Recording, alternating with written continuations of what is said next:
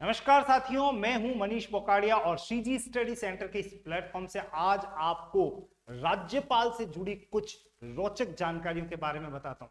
यह तो आप सबको पता होगा कि महाराष्ट्र में बहुत तेजी से घटनाक्रम बदला है, राजनीतिक हलचल बहुत तेज है और इसी संदर्भ में हाल ही में शिवाजी महाराज को लेकर की गई टिप्पणियों के अंतर्गत वहां के राज्यपाल, यानी मैं बात करूंगा यहां पर उस चेहरे की जो इस समय आपके सामने है। बिल्कुल साथियों, यहां पर यह चेहरा आपको किसका दिखाई दे रहा है बता सकते हैं? यह है भगत सिंह कोश्यारी, जो कि भूतपूर्व महाराष्ट्र राज्यपाल हो चुके हैं। 2 दिन पहले तक ये राज्यपाल थे, लेकिन अचानक घटनाक्रम बदला और महाराष्ट्र के इन राज्यपाल को अपने पद से इस्तीफा देना पड़ा। पता है राज्यपाल का इस्तीफा कौन स्वीकार करता है? बिल्कुल सही सोच रहे हैं आप, राष्ट्रपति। तो राष्ट्रपति द्रौपदी मुर्मू ने इनका इस्तीफा स्वीकार कर लिया और जैसे ही इन्होंने इस्तीफा दिया तो उसी समय नए राज्यपाल को अपनी कुर्सी पर बिठा दिया, इस कुर्सी पर बिठा दिया। तो नवनियुक्त राज्यपाल कौन है पता है आपको?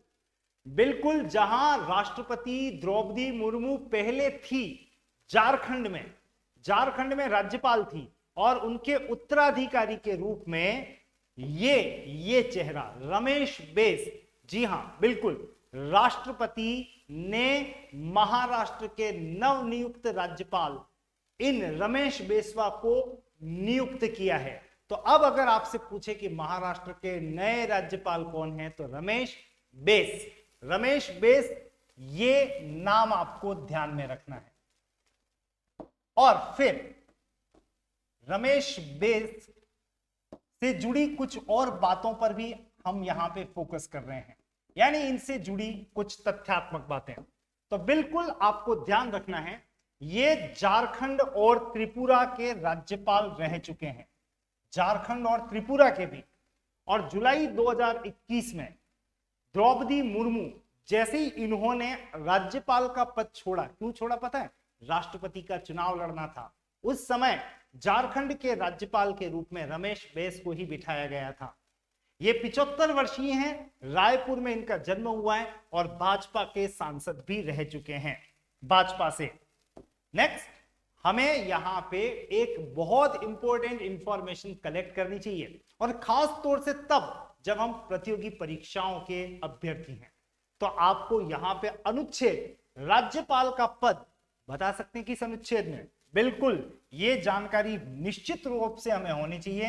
राज्यपाल का पद अनुच्छेद 153, संविधान पढ़ेंगे तो अनुच्छेद 153 में राज्यपाल का पद दिखाई देगा।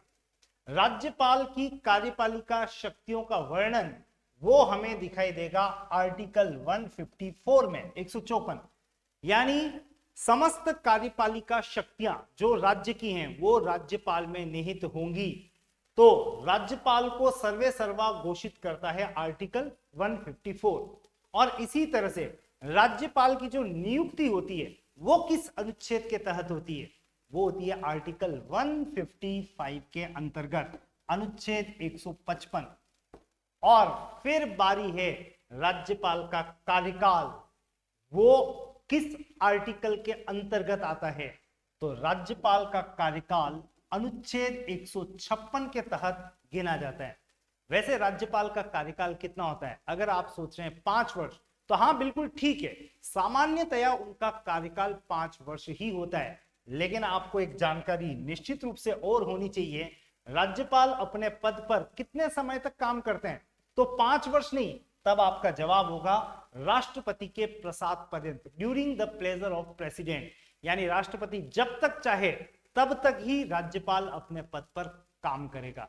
राज्यपाल से जुड़ी ऐसी और भी बहुत सारी जानकारियां हम भविष्य में भी लेते रहेंगे। श्रीजी स्टडी सेंटर के इस प्लेटफॉर्म को, चैनल को सब्सक्राइब करना मत भूलना, जहां डेली आपको बहुत अच्छे वीडियोस, नई जानकारियां मिलती रहती है। धन्यवाद, फिर मिलेंगे। जाते जाते आपके हाथ में है, इच्छा हो तो। धन्यवाद, थैंक यू सो मच।